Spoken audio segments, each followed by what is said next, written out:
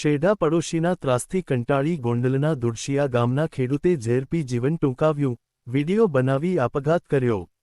સતત માનસિક ત્રાસ અને ડરના કારણે ખેડૂતે ઘરે ઘઉંમાં નાખવાના ઝેરી ટીકડા ખાઈ આત્મહત્યા કરી। આરોપીઓએ 1.5-2 મહિના પહેલા માટીનો પાળો બાંધી પાણીનો માર્ગ બંધ કરી દીધો હતો।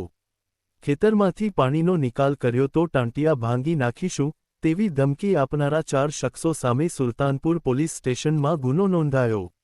ગોંડલ તાલુકાના દુડશિયા ગામમાં શેઢા પડોશી અને કૌટુંબિક ભાઈઓના અસહ્ય ત્રાસથી કંટાળી એક ખેડૂતે વિડીયો બનાવી ઝેરી દવા પી આપઘાત કરી લેતા ચકચાર મચી ગઈ છે।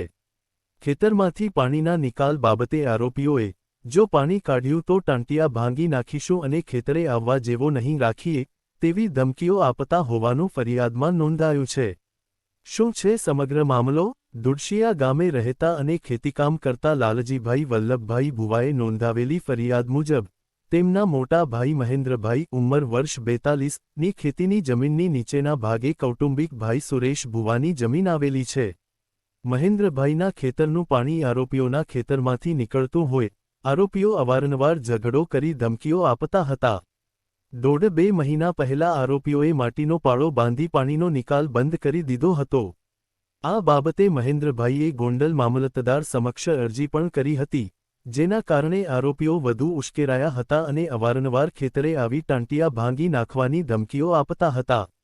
પોતાના ઘરે ઘઉંમાં નાખવાના ઝેરી ટીકડા ખાઈ લીધા હતા। આ અંગે તેમની દીકરી બંસીએ તાત્કાલિક કાકા લાલજીભાઈને ફોન પર જાણ કરી હતી। ગંભીર હાલતમાં મહેન્દ્રભાઈને પ્રથમ ગોંડલ અને ત્યારબાદ વધુ સારવાર માટે રાજકોટ હોસ્પિટલમાં ખસેડવામાં આવી રહ્યા હતા, ત્યારે રસ્તામાં જ તેમનું મૃત્યુ થયું હતું। આ 4 શખ્સો સામે સુલતાનપુર પોલીસ સ્ટેશનમાં ગુનો દાખલ કરાયો। આરોપીમાં સુરેશ ઉર્ફે બાલા કાંજી બુવા, હરેશ કાંજી બુવા, કાંજી માધા બુવા, સાગર સુરેશ બુવા। આ સમગ્ર હૃદયદ્રાવક ઘટનાની ગંભીરતાને ધ્યાનમાં લઈને સુલતાનપુર પોલીસે ગુનો દાખલ કરીને કાયદેસર કાર્યવાહી હાથ ધરી છે। પોલીસે મૃતક ખેડૂતના મોબાઈલમાંથી મળી આવેલ વાયરલ વિડીયોને મુખ્ય પુરાવા તરીકે ગણીને તમામ આરોપીઓની અટક કરી છે। રિપોર્ટર કમલેશ રાવરાણી, સુલતાનપુર। પારુલબેન મહેન્દ્રભાઈ ભુવા ધુડશિયા ગામના રહેવાસીમાં ખેતરનું 50 વર્ષથી પાણી થાય છે, એનું રોકાણ કરીને બેઠો છે। તો એ પાણીનું રોકાણ કરે અમારા ખેતરમાં પાણી ભરાય, તમારે ગદરવું છે એમાંથી તમે કહો ને અમારે દવાવાળું ઘર ગઈઠિયાને દવા ચાલુ, છોકરાઓને દવા ચાલુ। હવે અમારામાં શું સમજવાનું થાય છે? એટલે એને આજીવન તો સજા થવી જ જોઈએ। એટલે બનાવ બન્યો એટલે તમને શું જાણકારી છે બનાવની? બનાવને અમારા ઘરનાને એને જ માર્યા, એ જ જાણકારી। બરોબર એ જમ થઈને ચારે જમ જ હતા, માણા નહોતા, જમ જ હતા। કાલે એની જ ભે ઘરી ગઈ હતી એટલે જ ઘેર આવીને એને ટીકડા પી લીધા। મોતનું મુખ્ય કારણ એ 4 જ હતા। હવે આમાં શું સજા દેવા માંગો તમે? એને આજીવન કેદ, બાકી આજ તો અમને હેરાન કરે, કાલે બીજા બેને હેરાન કરે, કાલે અમારા છોકરાઓને હેરાન કરે। તો અમારે ત્યાં સીમમાં કેમ જવું કયો તમે? હાલો મારા ઘરનું માણા વહી ગયો, બીજા માણાને ત્યાં સીમમાં જવું જોઈએ ને, તો અમારે શું સમજવામાં? મારું નામ બંસી મહેન્દ્રભાઈ ભુવા છે। મહેન્દ્રભાઈ મારા પિતા છે અને તેણે કાલે ઝેરી દવા પીને આપઘાત કર્યો છે। તેનું કારણ માત્ર ને માત્ર એટલું છે, અમારા હકનું હોવા છતાં પણ અમને નથી મળ્યું।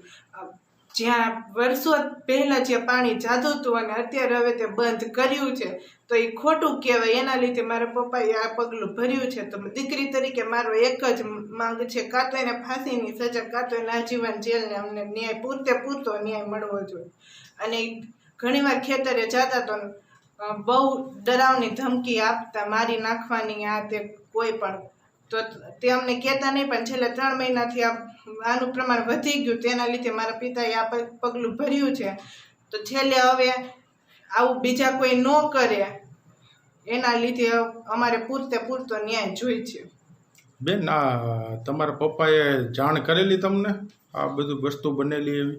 નહીં। પેલા ટોર્ચર કરતા લોકો એ તમને જાણ કરેલી ઘરે? છેલ્લા 3 મહિના વધુ કર્યું ત્યારે અમને કીધું, તો પેલા નહોતું કીધું। બરોબર। જે બનાવ બની ગયો તે મહેન્દ્રભાઈ વલ્લભભાઈ ભુવા, એટલે કે મારા મોટા બાપાના દીકરા થાય, પણ એ ખૂબ જ દુઃખદ ઘટના બની છે। તે લગભગ સમગ્ર આ વિસ્તારના બધા તે વાકફ છે। હવે પછી આવી ઘટના ન બને તેના માટે એમ કે એ લોકોને પૂરતો ન્યાય મળવો જોઈએ અને એવી જ એમની માગણી છે। જે વિડીયો જે એમને બનાવેલો છે મહેન્દ્રભાઈ, એમાં પણ એની એ જ માગણી હતી. કારણ કે આ 4 લોકો જે નામ પણ જાહેર કરેલા છે, 4 લોકોના નામ જાહેર દ્વારાથી જ આ મૃત્યુ બનેલ છે. અને મૃત્યુનું એક જ કારણ કે વર્ષો સુધી ગૌઢિયા વખતનું પાણી એના ખેતરમાં થઈ અને ભાદર નદીમાં પસાર થતું, એ પાણી આજે તેણે રોક્યું છે. એટલે મોટો બધો પારો બાંધી લીધો, એટલે પાણી બધું એના ખેતરમાં જમા થયું. અને અવારનવાર આવી બધી ધમકીઓ એને મળતી જ. આ ટોર્ચર લગભગ 3 થી 4 વર્ષથી હતું જ, પણ છેલ્લા 3 વર્ષથી આ ટોર્ચર વધ્યું છે.